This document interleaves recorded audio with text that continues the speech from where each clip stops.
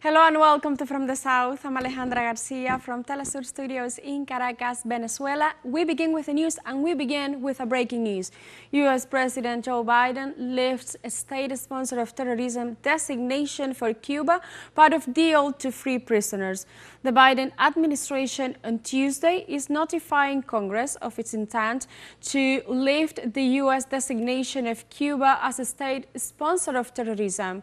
The White House announced this information as part of the deal facilitated by the Catholic Church to free political prisoners on the island.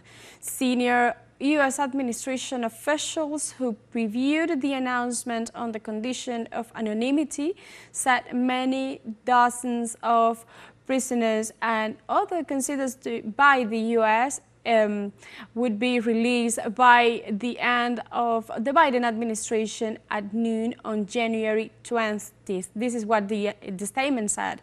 In the final days, let's recall that on the final days of Trump's first administration on January 11th, 2021, the White House reinstated the designation which had been reversed during the period of rapprochement between Cuba and the United States during President Barack Obama's second term in office. In doing so, Donald Trump's administration cited Cuba's once again as an alleged support for Venezuela's leader, Nicolas Maduro, and also its refusal to accept the political process of the Cuban Revolution, as among other issues, including other political reasons, and also this, including Cuba in the list of countries sponsoring of terrorism, is part of the long history of harassment that the successive U.S. administrations are carried out against the Cuban Revolution.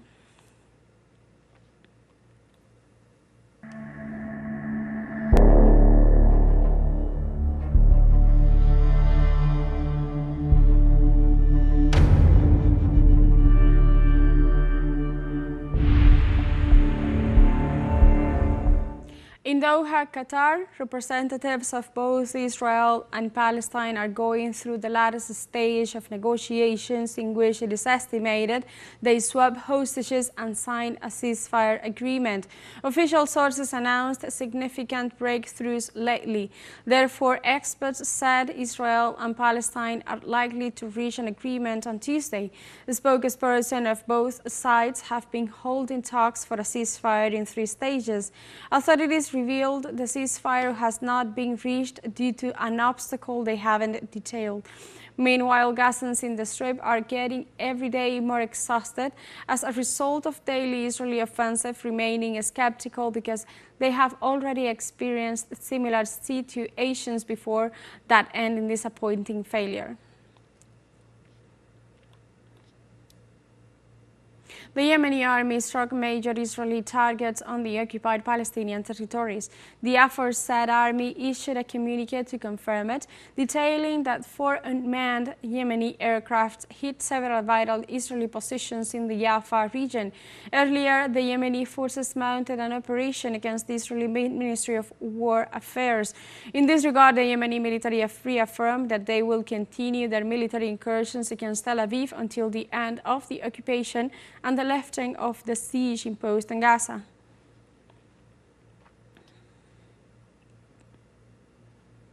Israeli genocidal forces have been going on their unprecedented offensive against Gazans in the past 24 hours. Ironically, media outlets estimate this could be a sign that a ceasefire deal may be closer. Leaders of the Hamas resistance movement kept posted Palestinian authorities on the advances in the current ceasefire negotiations in Doha, Qatar. Meanwhile, the Palestinian Foreign Ministry warned of Israeli plans to hamper communications between the Gaza Strip and the occupied West Bank. In addition, the Gazan media office expressed its concern over the escalation of war correspondent killings in Gaza. Furthermore, the Palestinian Prisoners Society stated that Israeli forces have arrested around 35 Palestinians across the West Bank since Monday evening. The strike happened right after the sunset prayers. This house there was targeted. There was a belt of fire on the Ghafari area, which is on a crossing with Al-Jalal Street. This area is called the Ghafari area. It's crowded with residents. It's crowded with displaced people who have fled from Beit Hanan. From Jabalia, the Jews forced them to leave, so they came to the Jalaa and Nasser area. The explosion was so strong that it leveled houses to the ground. There were martyrs and injured people strewn across the street. It was at sunset. There were no ambulances. There were no carts or cars to transport the injured.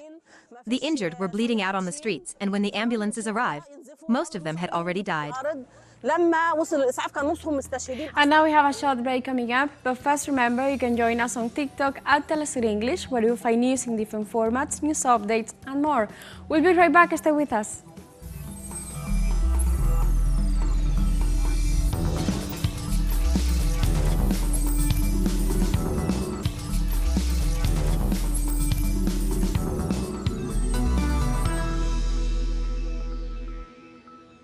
Welcome back to From the South.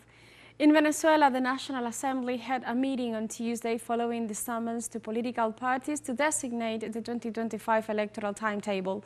National Assembly President Jorge Rodriguez detailed that the Special Commission for the Review of the Rules and Laws on Electoral Processes and Political Parties will go over the necessary arrangements to carry out the local, regional and parliamentary elections scheduled for the year 2025. The aim is to set out the different guidelines on election days, what qualifies a candidate to run, and period for election awareness and campaigning. Venezuelan Foreign Minister Ivan Gil announced a decision to limit the number of diplomats accredited in the embassies of the Netherlands, France and Italy. The move comes in response to the hostile conduct of these governments, marked by their support for extremist groups and their interference in internal affairs. In addition, diplomats must have written authorization from the Venezuelan Foreign Ministry to travel more than 40 kilometers from Bolivar Square in Caracas. The measure is to be complied with within 48 hours. Venezuela demands respect for sovereignty and self-determination, principles established in the United Nations Charter. The International Congress of Communication in Caracas, Venezuela came to an end after 2 days of work. The Congress has taken a number of important decisions. Details from our special envoy, Juno Sunar. Caracas, Venezuela continues to be a global center of the fight against fascism and imperialism. After 3 days of the World Festival of the Anti-Fascist International, on Monday finished the International Congress of Communication with an anti-fascist, anti-colonial, anti-patriarchal and anti-imperialist agenda. Its objective is to be part of constructing a new world. A communication intended to recreate the narratives for changing the world, changing the subjectivities, the identities, changing the leading people who is creating the new states, the new utopias, the new forms to be people, to be humanity. More than 400 delegates from 100 countries came together for 2 days. Their battlefield, communication, networks and the so-called social media owned by Western corporations. In 8 workshops, they discussed ideas and proposals with concrete outcomes. We decided to make an executive secretary to work permanently, not just in Venezuela, also in each other country that is getting over here. A number of decisions were taken. Delegates agreed to establish the Hugo Chavez International People's Communication Award. The first grantee are the more than 100 Palestinian journalists who lost their lives in Israel's attacks.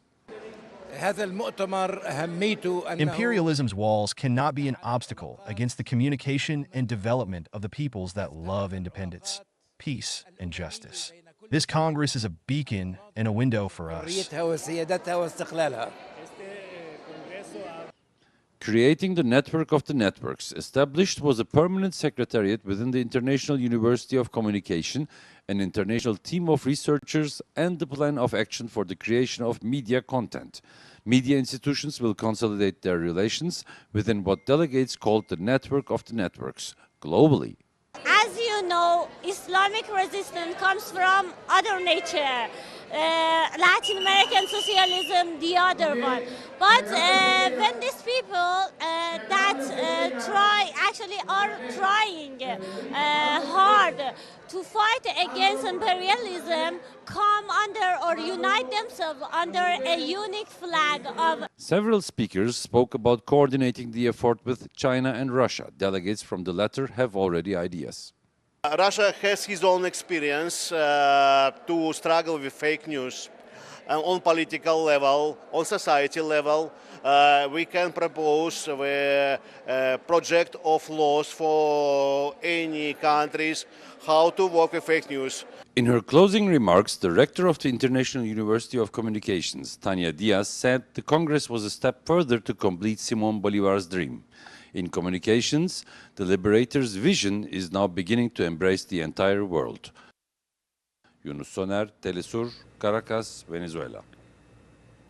In Ecuador, the electoral campaign moves forward with the candidates touring different provinces to present their proposals amidst violence and power struggles. In total, there are 16 candidates running on this occasion.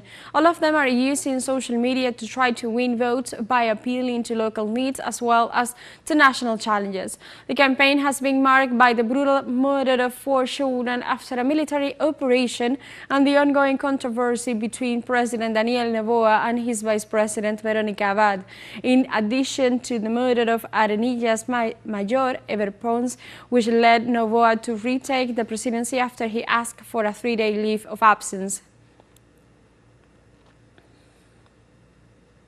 The United Nations warns that the number of people in Haiti who have fled their homes due to criminal armed violence rose there threefold in the last year to over 1 million. In December 2023, we did record around 315,000 people who were displaced from the violence. 1 year since then, we have seen the number tripled to over 1 million people who have now been displaced because of gang violence in Haiti. This is a really troubling number, and it represents the security situation that most Haitians are currently facing. The most concrete data we have is that around 1,041,000 people, to be precise, are currently living in displacement in Haiti. Most of these people have been displaced multiple times. We have seen a lot of the displacement occurring within the capital of Port-au-Prince, but then we've seen also a lot of people being displaced and moving towards the neighboring provinces. And this also has created a bit of pressure on the social services within the provinces that are adjacent to Haiti. We have a second short break coming up, but before we invite you to visit our YouTube channel at teleSUR English, that you'll be able to rewatch our interviews, top stories, special broadcastings and more. Hit the subscribe button and activate the notification bell to stay up to date on the world's most recent events. Final short break, don't go away.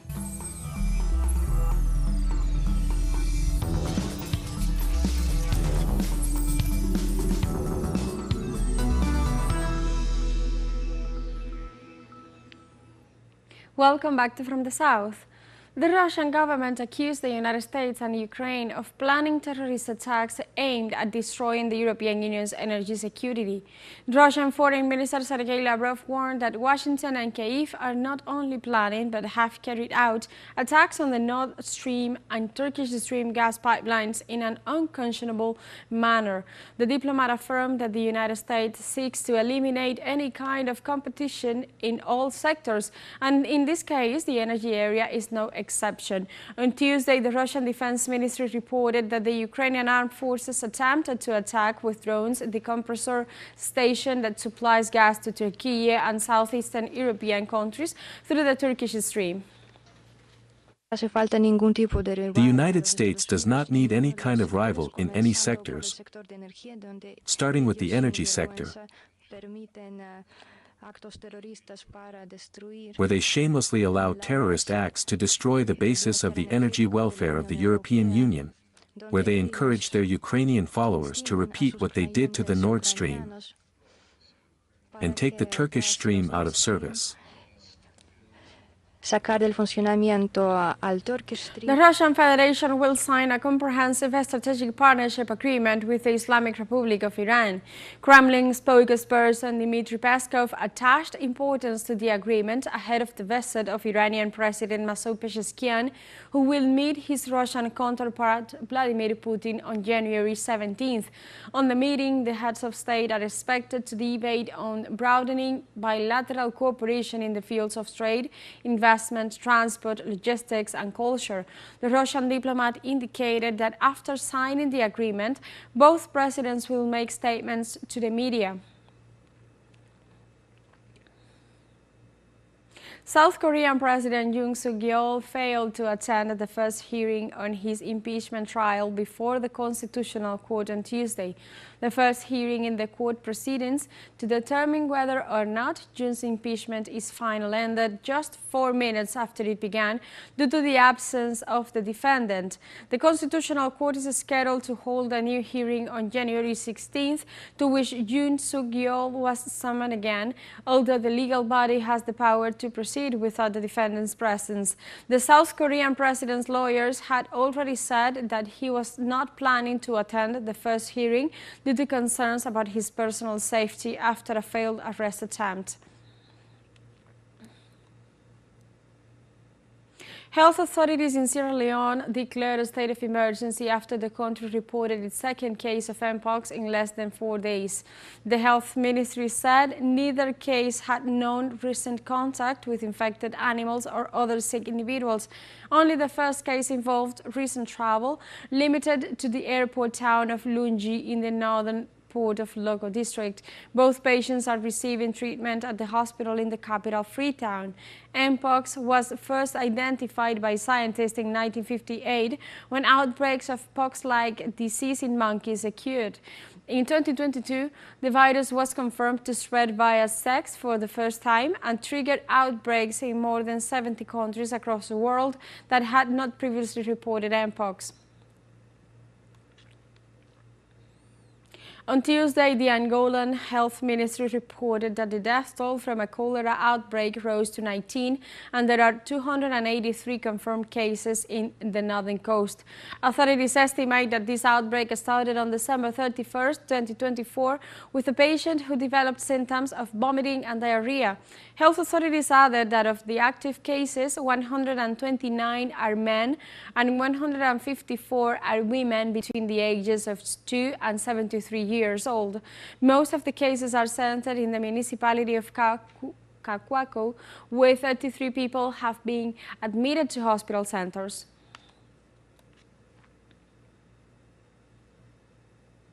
The Cuban Academy of Sciences commemorated on Monday the Day of Science at the Hermanos Amejeiras Hospital in Havana. In the event, the president of the Cuban Academy of Sciences, Dr. Luis Velázquez, expressed that it is crucial to surge the figure of technology-based companies in addition to empowering youngsters. In the ceremony, Dr. Alejandro González highlighted the significant contributions to science of the wise physician and researcher Carlos J. Finlay in Zoom. The historical date was celebrated Monday nationwide, as it is the nation's Day of Science since January 15, 1990. Cuba is a referral when it comes to science for the scientific training in which young people take the lead. You are our paradigm. Everything that was read there is nothing compared to the knowledge base that exists in this room. Really, we are young associates who have the yearning, the dream of someday becoming academics, tenured academics, physicians like you are. So I think the first applause is for yourselves. And we have come to the end of this news brief, but you can find this and many other stories on our website at telesurenglish.net, and join us on social media. We are on Facebook, X, Instagram, Telegram and TikTok as well. For TeleSUR English, I'm Alejandra Garcia. Thank you for watching.